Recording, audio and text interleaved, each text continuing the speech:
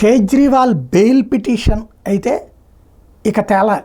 ఎందుకంటే ఆయనకి మొన్ననే బెయిల్ ఇస్తూ రౌస్ అవెన్యూ కోర్టు చేసినటువంటి వ్యాఖ్య జడ్జి గారిది అది ప్రస్తుత పరిస్థితుల్లో అన్ని వందల పేజీలు చదివే అవకాశం లేదు కాబట్టి సాధారణ బెయిల్ మంజూరు చేస్తాం. అది కూడా ఎందుకంటే హైకోర్టు ఆల్రెడీ ఒకసారి బెయిల్ ఇచ్చింది కాబట్టి అక్కడ షరతులు ఏం ఉల్లంఘించలేదు కాబట్టి అది కొనసాగిస్తూ ఇప్పుడు మళ్ళీ రెగ్యులర్ బెయిల్ ఇచ్చేస్తాం అని చెప్పటం.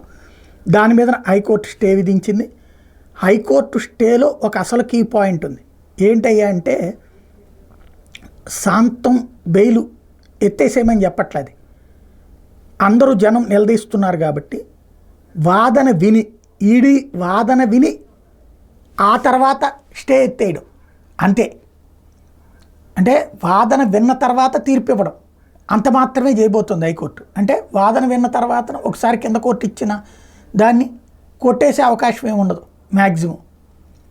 ఇక్కడ మనీ లాండరింగ్ యాక్ట్కు ఉన్నటువంటి కీలకమైనటువంటి అంశం పక్కెళ్ళిపోయింది. మనీ లాండరింగ్ యాక్ట్ ప్రకారం అయితే అరెస్ట్ అయ్యేటటువంటి వాళ్ళని బెయిల్ ఇవ్వకూడదు.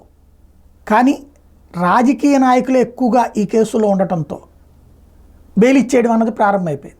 ఒకసారి ప్రారంభమైపోయాక పెద్దగా ఇక ఆ పవర్ ఉండదు. బెయిల్ అయితే ఆటోమేటిక్గా వచ్చేసే అవకాశమే ఉంది.